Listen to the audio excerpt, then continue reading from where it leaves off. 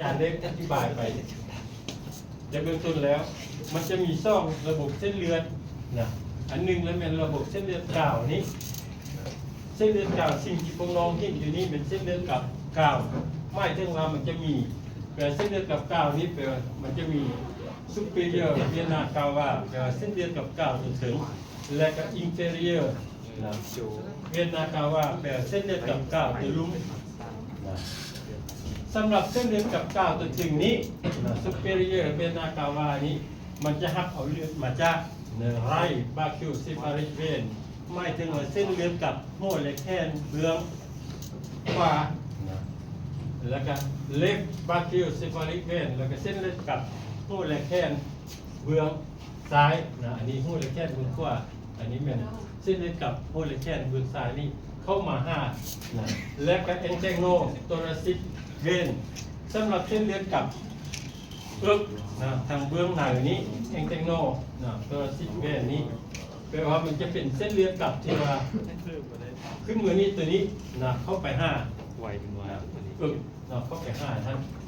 และก็มีอาร์ติคุสเวนสำหรับอาร์ติคุสเวนนี้มันเส้นเลือดกับที่ว่า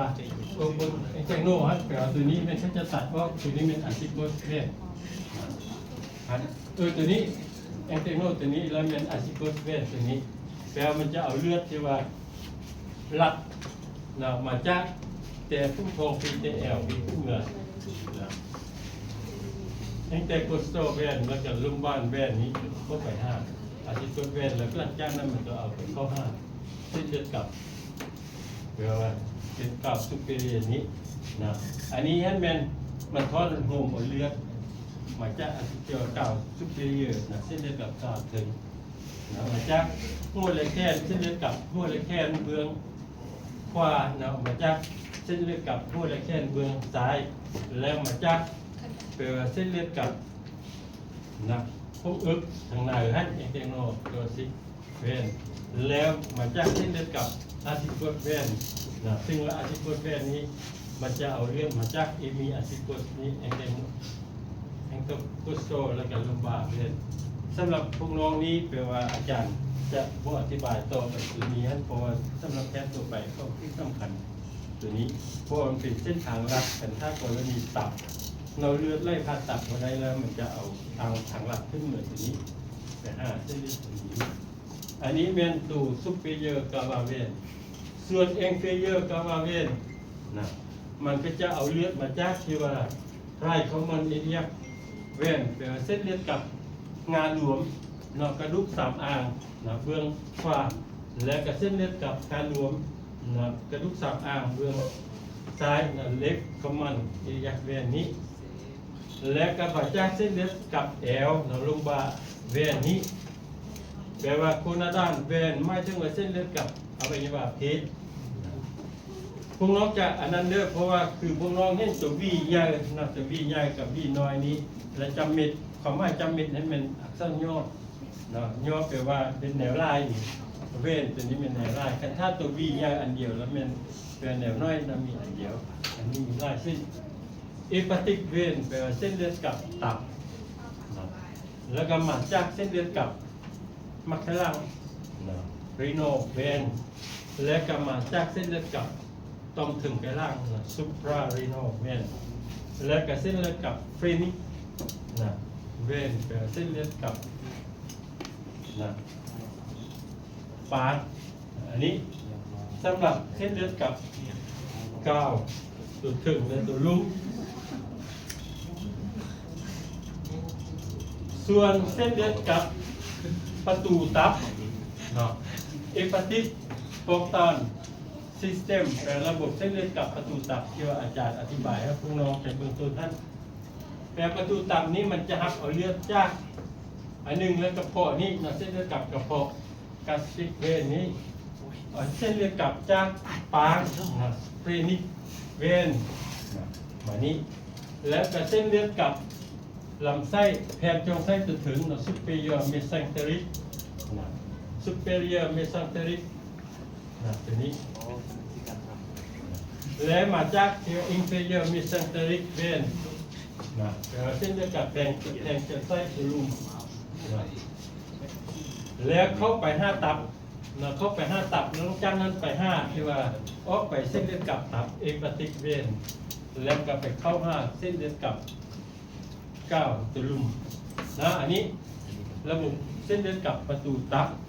ฉะนั้นตัวนี้มันสำคัญพวกน้องกรณีที่ว่าคนกินเหล้าลายเนาะก็ยังว่ามาได้เนาะอาจารย์ก็สมควรเวลากินเหล้าลายแล้วตับแข็งเนาะตับแข็งเชื่อเป็นมะเร็งตับหรือว่าอย่างแล้วตับแข็งแล้วเลือดมันจะเข้าไป5นี่บ่ได้ของน้องไป5ประตูตับนี้แปลว่าตับแข็งแล้วมันจะเลือดไปบ่ได้แล้วมันจะอังมานี้น้องมา5เส้นเลือดกับกระเพาะนี้เบื้องซ้ายนี่ปุ๊บนึงแล้วอยู่บนคอแต่ทางเข้าห้องกระเพาะ5นี้มันจะมีเส้นเลือดเป็นปุ่มอยู่ท่านเวลามันอังไปไล่แล้วบนปุ่มนี้ก็ปุ่งขึ้นสมมติว่ามันปุ่งใหญ่ไล่แล้วมันแตกนี่นะคนเจ็บพวกตับแค่นี้มันจะเลือดหักออกเลยท่านมันจะเป็นอย่างนี้หรือว่ามันอังลงมาที่ไล่เลยเห็นไหมน้ำมันซึมออกจากเส้นเลือดตัวนี้เพื่อว่ามันจะรัดขึ้นเมื่อ5เส้นเลือดกับ9เห็นไหมซึมไล่เลยน้ำมันจะซึมออกจากเส้นเลือดท่านมาเห็นได้หมาดน้ำท่านนะหมาดน้ำมีน้ำอังที่เราพุ่งเขาอันนี้นะ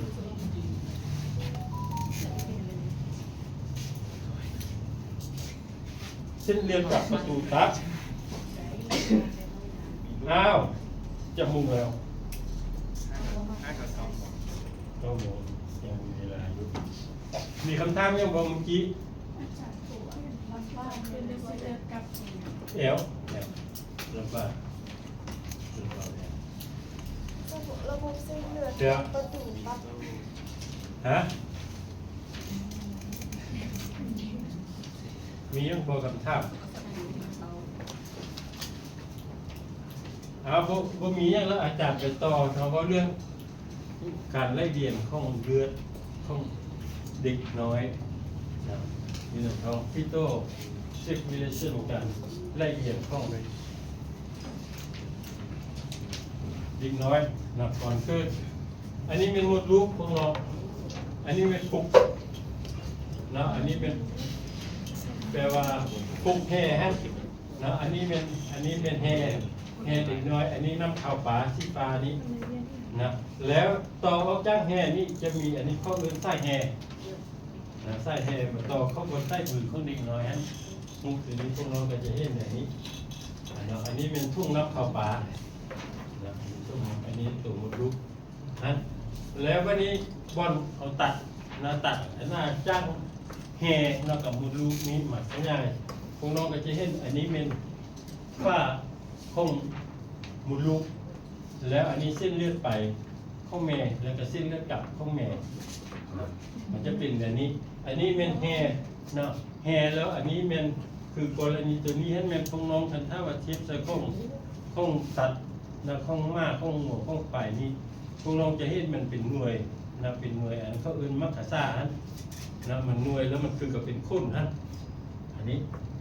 อยู่ไหนมันมีเส้นเลือดแมนเนาะมันก็มานี่แล้วมันก็มาไข่ปองใส่บนแห่นี้นะแล้วมันก็จะมีการแลกเปลี่ยนกันผ่านฝ้าของแห่อันเส้นเลือดไปแห่นี้เส้นเลือดแห่นี้นะบนมัคคาซ่าอยู่บนนี้อันนี้แลกเปลี่ยนเอาสารเส้นเลือดออกไปแล้วก็เอาคาร์บอนไดออกไซด์ออกไปแล้วมันก็แลกเปลี่ยนเอาอาหารจ้างแม่แล้วก็เอาที่ว่าออกซิเจนจากเลือดแม่เข้ามาสำหรับกรณีนี้ในพวกน้องกันถ้าแม่เขาติดถ้าว่าผู้หญิงเขาตื้อผ่าแล้วก็มีลูกแล้วตะกี้เขาจะว่าเป็นแบบอยากให้อยู่แล้วเด็กน้อยตายมีพวกนี้เพราะส่วนใหญ่แล้วมันเวลาไข้ยุงนี่แล้วมันจะเข้าไปขยายตัวอยู่ในเสื้อไข้ยุงขยายตัวไหนเม็ดเลือดเวลาเม็ดเลือดแดงมันแตกเลยแล้วหลังจากนั้นมันจะมาอุดตันระบบเส้นเลือดก่อนที่ว่ามันแลกเปลี่ยนทั้งฝ้าตรงกันแลกเปลี่ยนงอขั้นแลกเปลี่ยนเลือดแม่กับลูกนี่และเห็นให้การแลกเปลี่ยนท่านมันอยู่สงัดเลยแล้วออกซิเจนไปให้เด็กน้อยมาได้แล้วเด็กน้อยก็จะตายแล้วจะเห็นให้เด็กแม่อยู่เข้ามาเป็นสั้นมาแลกเปลี่ยนอยู่นี่แล้ววันนี้ออกจากนี้มาปุ๊บพวกน้องก็จะเห็นอันนี้เป็นไส้แห่นะไส้แห่อันนี้เป็น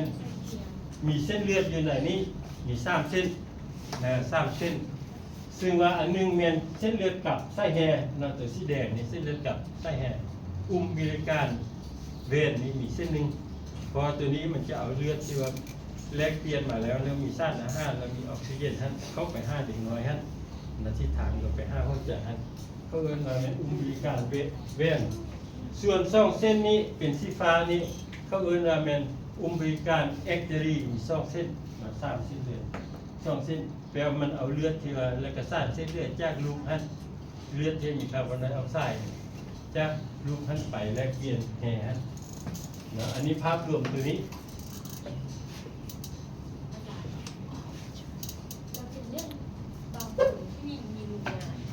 ฮะมันมีหลายสาเหตุของน้องนะหลายสาเหตุ คือใส่เป็นมัน อันนึงมุมมันพับน้ำมันลูกนี่มุมมันพับแต่ว่ามันพับมุมมันบพับที่ว่าเป็นที่มุดลูกกับบ่มุดลูกนั้นธรรมดามันจะพับกันอย่างนี้แต่ว่าถ้ามันบพับมันเย็ดซื่อที่เป็นโอกาสที่ว่าจะเห็นถ้ามันจับแล้วก็ลูกออกไปง่ายฮะนะอันนี้ก็เป็นอันนึงอันที่ส่งมาแล้วกันสมมุติว่าบางคนผู้หญิงบางคนแปลว่าเวลาเป็นสาวบ่อยากพร้อมเอาลูกเทือแล้วกินแต่ยาคุมในตัวกินยาคุมไปเรื่อยๆแล้วพอนี้บัดยักได้มาเป็นอะไรมันก็บ่ได้นอกมันจะติดยาอันนี้ก็เป็นสาเหตุหนึ่งตึงนี่มันจับหรือบอกาแมนมีลูกแล้วเราไปกินไปเอาอ้อมเรื่อยๆแล้วมันก็ต่อมายักได้แท้ๆมันก็บ่ได้อันนั้นก็เป็นสาเหตุหนึ่งนี้นะมันก็จะเป็นอย่างนั้นสุดท้ายมาแล้วก็เว้าเรื่องแม่ด้วยว่าพอให้เป็นมันแล้วมันก็จะเป็นอย่างนั้นหลายสาเหตุมามันต้องได้มีข้อเป็นแต่ละแล้วมันจะต้องไปกวดหนึ่งคือกวดบนผู้ชายให้ก่อนเสื้อสีไหนครับนะกวดบนผู้ชายเสื้อผู้ชายให้เขาจำห้ามไปกินเขากับไปดิ้นไปตามรถใกล้ไหนผู้หญิงกับผู้ชายกับผู้หญิงหน่อยแต่ผู้หญิงก็มีแก่ก็อย่างว่าคืออาจารย์ว่าให้หนึ่งแล้วไปเบิ่งกวดเบิ่งเสื้อผู้ชายคันถ้ามันน้อยเนาะแต่คือว่ามันบ่สามารถนั่นได้เขาก็ไปเอาไปต้มเทียมเขาก็ไปเอาเสื้อดีให้มานั่นไว้แล้วก็ไปเอาไข่มาผสมแล้วก็ไปใส่ความในลูกนั้นนอกจากเท่ากับตัวมุดลูกคืออาจารย์ปกติแต่เป็นมุดลูกที่ว่ามันโบปกติมันโบพับมันตั้งซื่อสิเวลาฟังแต่แล้วมันจะดูออกจงไว้เนี่ยจงไว้เลยสาม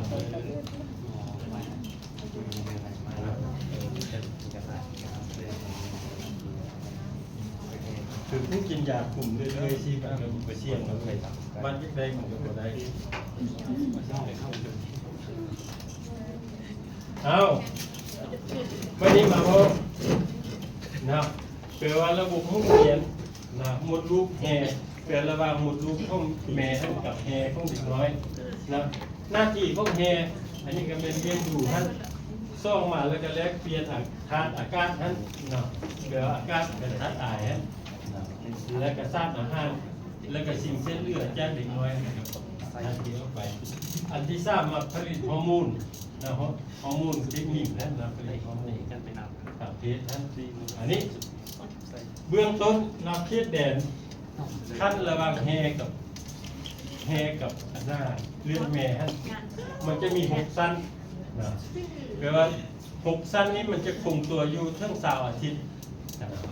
แปลว่ามันมี4 สั้นมันของมันเป็นเซนฟิชิโอโตโฟบัสนี้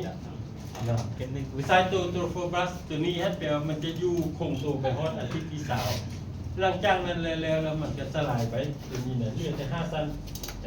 ต่อมาแล้วเป็นแทนพื้นฐานบัสเมมบรานเรียกว่าเป็นเอพิเทลิยมของตัวนี้ต่อมาแล้วสั้นกีบะสัมพันธ์ตรงที่ชื่อฮันต่อมาแล้วเป็นเขาเรียกบัสเมมบรานของเอนโดเทลิยมของเส้นเลือดเด็กฮันต่อมาแล้วเป็นเอนโดเทลิยมของเด็กฉะนั้นแล้วเป็นว่า 6สั้นนี้เนาะอยู่ในภายในทับอิฐแล้วหลังจากนั้นไปฮอด6ฮอด3 อาทิตย์จากเดือน5 เดือนเนาะ5 เดือนแล้วมันจะเลือดแต่5 สั้น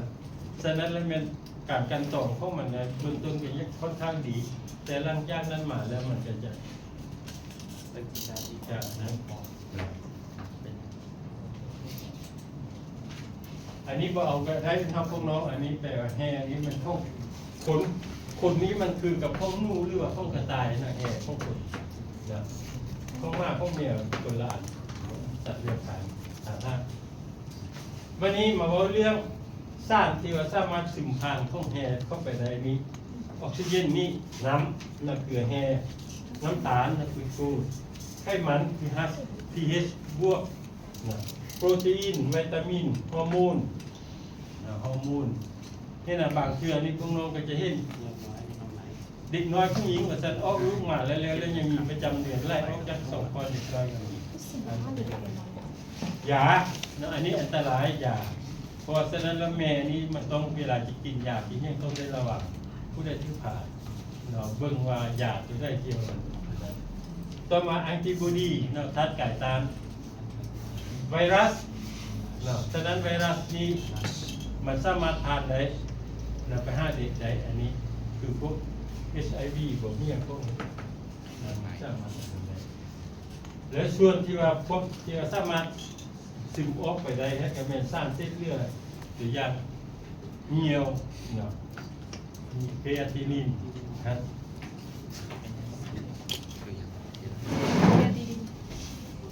เครียตินินนี่ก็เป็นสร้างมาเกี่ยวกับมะเขือเทศ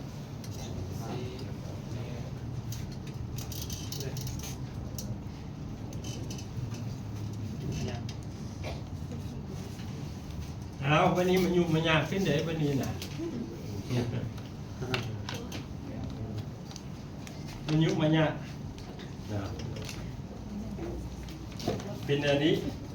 ซ่องหูนี้เป็นการไล่เบียดก่อนเกิดหรือหลังเกิดตั้งใจฟังดีๆวันนี้นะ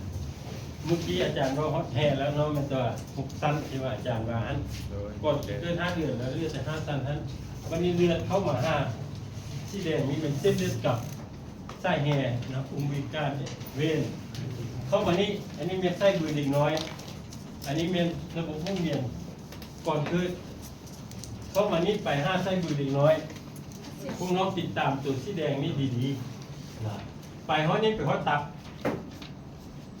แล้วแทนที่มันจะพานตับเหมือนมันจะพานตับเหมือนพวกน้องจำนวนนึงมันก็พานตับไปนะจำนวนนึงมันจะพานตับแล้วมันมีทางลัดนะลัดนี่ลัดแล้วเพราะตัวนี้เป็นทางลัดนะทางลัดแล้วมันพานตับแล้วทางลัดแล้วมันลัดเข้าไป5 เดือน 9เลยเส้นเลือดกับ9จะลุมเลยแต่ส่วนพันตับนี้มันก็ไปล้อเลี้ยงตับ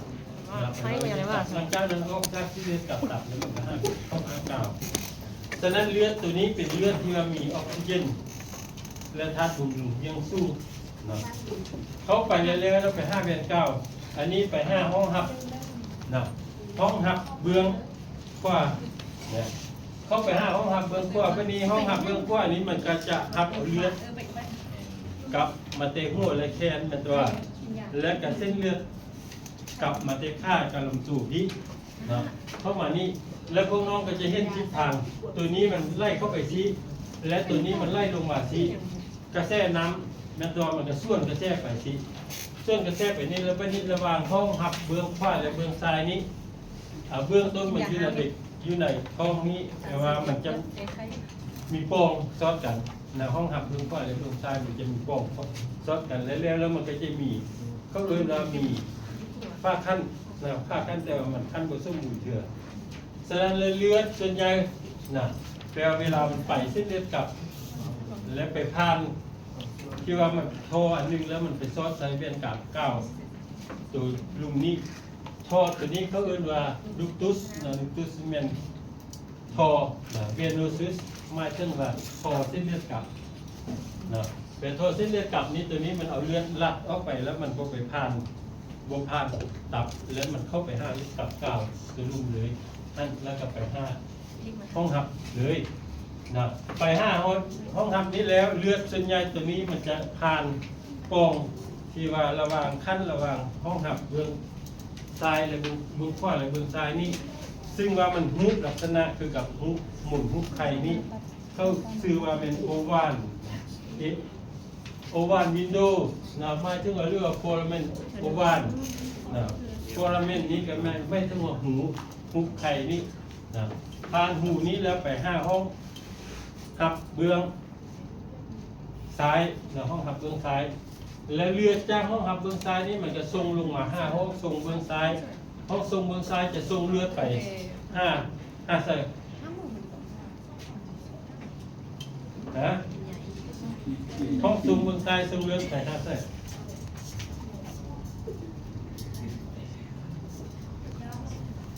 ไป5ใส่ไป5เอาตาซึ่งไปเอาตาฉะนั้นเลือดตัวนี้เป็นเลือดที่ว่าเส้นใยเป็นเลือดที่ว่าเป็นอะไรออกซิเจนไล่กับทัดหมุนเวียงไล่หันไป5ตัวนี้เรื่อยๆแล้วกลับไป5เอาตาแล้วมันก็ขึ้นเหมือนเลี้ยงหัวและแค่นั้นฉะนั้นแล้วแม่นเด็กน้อยยืนในท้องหันพวกน้องก็จะเห็นรูปเวลาอาจารย์สอนเต็มเรื่องขวิดอุ่นแปลว่าการขยายตัวของหัวกับแค่นั้นมันจะไหวกว่าทางพับซูรุมใช่ไหมเห็นหัวมันแปลว่าสัดส่วนของเด็กน้อยยืนในท้องหันแปลว่าความยาวของหัวหันเท่ากันกับครึ่งตัวครึ่งกับความยาวของอากาศเป็นต้นนั่นนี่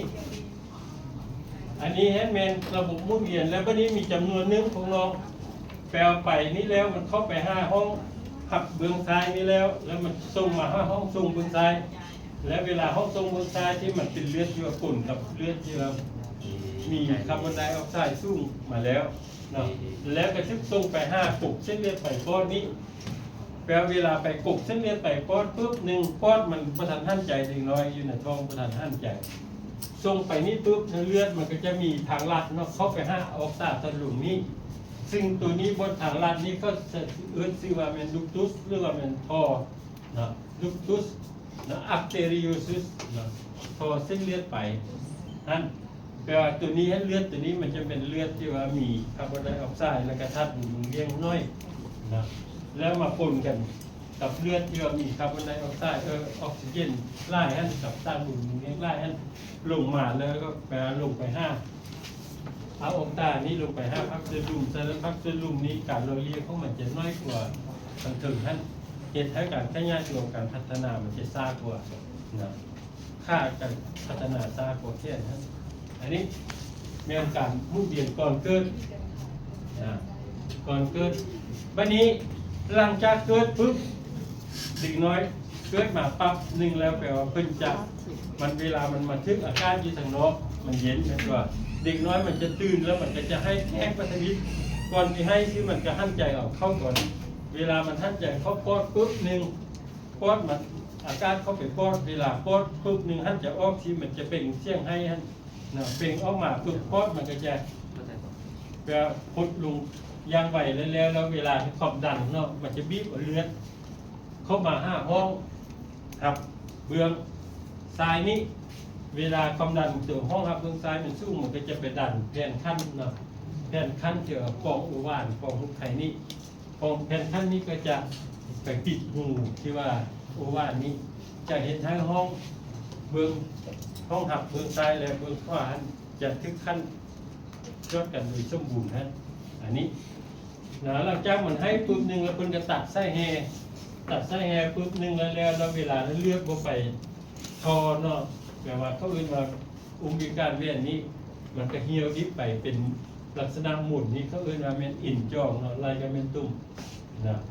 แปลว่าเทเรสเนาะหมายถึงว่าอินลักษณะหมุนนี้อยู่ทางลุ่มที่คือกันมันก็เหี่ยวดิบไปแล้วก็เป็นแปลว่าอินที่ว่าจากที่ว่าไส้แฮนี้เบื้องซ้ายและเบื้องขวานี้อันนี้หันแถวดิบไปแล้วห้องฮับนี่ก็ทึกขั้นกันโดยสมบูรณ์ฉะนั้นแล้วเวลาที่ว่าทอเส้นเลือดแปรดุกตุสอาร์เตริซุสนี้มันจะเฮียวลิบไปแล้วก็เป็นเอ็นจองเนาะถ้าอะไรก็เป็นตุ่มเอ็นจองของเส้นเลือดไปนี่อาร์เตริโอซุมนี้ ตัวนี้ก็ข้อตัวนี้ก็เกี่ยวดิบไปน่าเป็นเอ็นจองนะก็เรียกว่าลิเกเมนตุมเวโนซุมแปลเอ็นจองเส้นเลือดกับฮันเกี่ยวดิบไปอันนี้แฮนด์แมนมานี่ก็เป็นระบบหมุนเวียนก่อนเกิดฉะนั้นเด็กน้อยเกิดมาคุณน้องจะเห็นมันปักแดงๆย้อนมาเวลาที่ว่าเอากระดูกมันผิดผลิตเม็ดเลือดแดงลายแล้วเพื่อว่ามันลำเลียงออกซิเจนวันนี้เม็ดเลือดแดงล่างมันก็เห็นได้เด็กน้อยมันซ้ำๆเกิดมาหลังจากนั้นเลยแปลว่าอาทิตย์หนึ่งน้ำเม็ดเลือดแดงมันก็จะแตกพอหลงแล้วเด็กน้อยจะเกิดเป็นมะเรื่องภายในอาทิตย์หนึ่งเพราะว่าอันนั้นปกติหลังจากนั้นมันก็ปกติไปเลยแต่ว่าการท่ามะเรื่องทั้งกายอาทิตย์หนึ่งแล้วมันมีปัญหามันจะเป็นอักเสบตับก่อนที่เราเนี่ยมานะอันนี้การไล่เวียนร่างเกิดกระบวนการมันก็จะมีอยู่วันนี้ฉะนั้นพวกน้องเหียนก็เป็นพวกน้องพยายามติดตามคืออาจารย์รานึงสร้างเฮียนี้เรามีเส้นเลือดมี3เส้นนี้อันซ่องมาแล้วระหว่างคอเส้นเลือดไฟนี้เส้นเลือดตับนี้แล้วการวิบัติร่างเกิดและร่างก่อนเกิดแล้วก็ร่างเกิดนี้เป็นอะไรแล้วก็เมียปองผู้วานนี้ปองไข่นี้แล้วมันปิดในได้ฮะแล้วต่อมาแล้วก็เป็นคอเส้นเลือดไฟนี้มันเสื่อมต่อระหว่างเส้นเลือดไฟป้อนนี้ไปเอาออกตาทอนลงนี้มันเอาเลือดลากไปหั่นแต่ร่างเกิดมาแล้วมันก็เหี่ยวดิบไปเอ็นจอกเป็นเอ็นจอกหั่นอันนี้ควรที่ว่าควรเอาใจใส่เนาะระหว่างการได้เบียดจอมเกิดและร่างเกิดมียังบ่ทำท่า